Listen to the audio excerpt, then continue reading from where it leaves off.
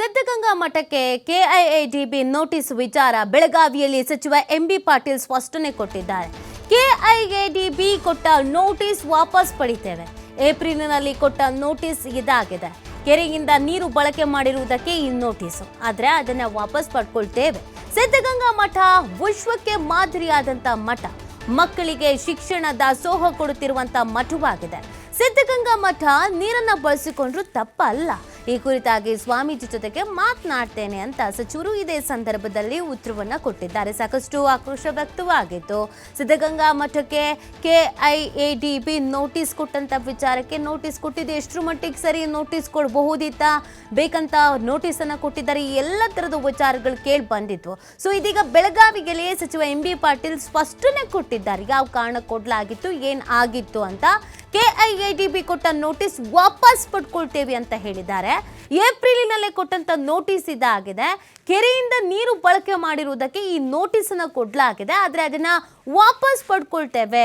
ಸಿದ್ಧಗಂಗಾ ಮಠ ವಿಶ್ವಕ್ಕೆ ಮಾದರಿಯಾದಂತ ಮಠ, ಮಕ್ಕಳಿಗೆ ಶಿಕ್ಷಣ ದಾಸೋಹ ಕೊಡ್ತಾ ಇರುವಂತ ಮಠವಾಗಿದೆ.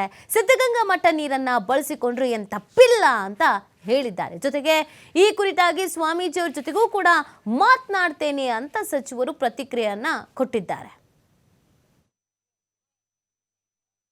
ನಾನು ಈಗಾಗಲೇ ಚೀಫ್ ಇಂಜಿನಿಯರ್ ಅವ್ರಿಗೆ ಹೇಳಿದ್ದೀನಿ, ಅವ್ರು ಲೆಟರನ್ನು ಕೂಡ ಕೊಟ್ಟಿದ್ದಾರೆ ಮಠದವರು.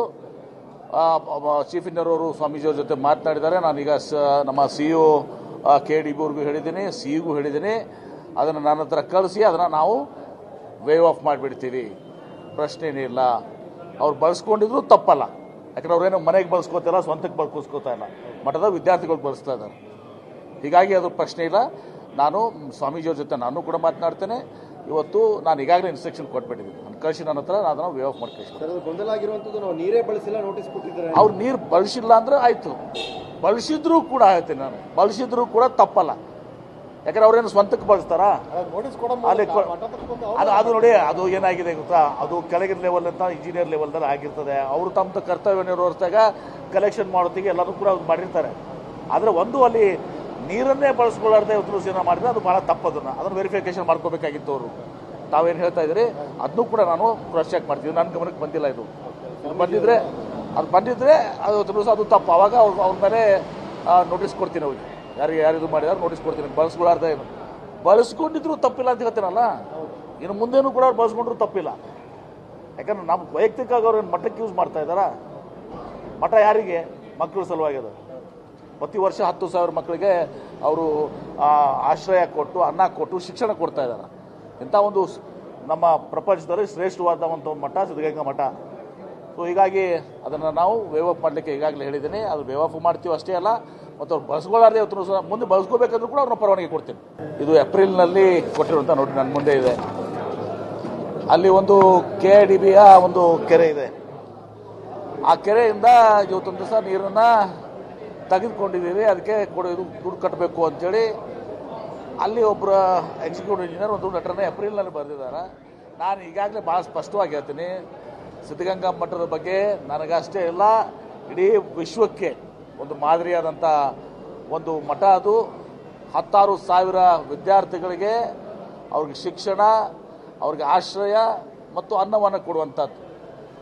ನಿಜವಾಗಿ ಬಸವಣ್ಣವರ ತತ್ವದಡಿ ಕಾಯಕ ಮತ್ತು ದಾಸೋಹ ಏನಿದೆ, ಆ ದಾಸೋಹವನ್ನು ಮಾಡ್ತಕ್ಕಂಥ ಮಠ, ಅಂಥ ಶಿಕ್ಷಣ ಮಠ. ನೀರು ಅವರು ಪಡ್ಕೊಂಡಿರ್ಲಿಕ್ಕೂ ಅಷ್ಟೇ ಇದೆ. ಪಡ್ಕೊಂಡಿದ್ರು ಕೂಡ ನಾನು ಈಗಾಗಲೇ ಚೀಫ್ ಇಂಜಿನಿಯರ್ ಅವ್ರಿಗೆ ಹೇಳಿದ್ದೀನಿ, ಅವ್ರು ಲೆಟರನ್ನು ಕೂಡ ಕೊಟ್ಟಿದ್ದಾರೆ ಮಠದವರು.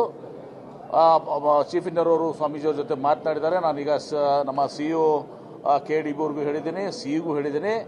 ಅದನ್ನು ನನ್ನ ಹತ್ರ ಕಳಿಸಿ ಅದನ್ನು ನಾವು ವೇವ್ ಆಫ್ ಮಾಡಿಬಿಡ್ತೀವಿ, ಪ್ರಶ್ನೆ ಏನಿಲ್ಲ. ಅವ್ರು ಬಳಸ್ಕೊಂಡಿದ್ರು ತಪ್ಪಲ್ಲ. ಯಾಕಂದ್ರೆ ಅವ್ರೇನು ಮನೆಗೆ ಬಳಸ್ಕೋತಿಲ್ಲ, ಸ್ವಂತಕ್ಕೆ ಬಳಸ್ಕೋತಾ ಇಲ್ಲ, ಮಠದ ವಿದ್ಯಾರ್ಥಿಗಳು ಬಳಸ್ತಾ ಇದ್ದಾರೆ. ಹೀಗಾಗಿ ಅದು ಪ್ರಶ್ನೆ ಇಲ್ಲ. ನಾನು ಸ್ವಾಮೀಜಿಯವ್ರ ಜೊತೆ ನಾನು ಕೂಡ ಮಾತನಾಡ್ತೇನೆ. ಇವತ್ತು ನಾನು ಈಗಾಗಲೇ ಇನ್ಸ್ಟ್ರಕ್ಷನ್ ಕೊಟ್ಬಿಟ್ಟಿದ್ದೀನಿ, ನಾನು ಕಳಿಸಿ ನನ್ನ ಹತ್ರ ಅದನ್ನು ವೇ ಆಫ್ ಮಾಡಿ ಕಳಿಸ್ತೀನಿ. ಗೊಂದಲ ಆಗಿರುವಂಥದ್ದು ನಾವು ನೀರೇ ಬಳಸಿಲ್ಲ ನೋಟಿಸ್ ಕೊಟ್ಟಿದ್ದಾರೆ. ಅವ್ರು ನೀರು ಬಳಸಿಲ್ಲ ಅಂದ್ರೆ ಆಯ್ತು, ಬಳಸಿದ್ರು ಕೂಡ ಹೇಳ್ತೀನಿ ನಾನು, ಬಳಸಿದ್ರು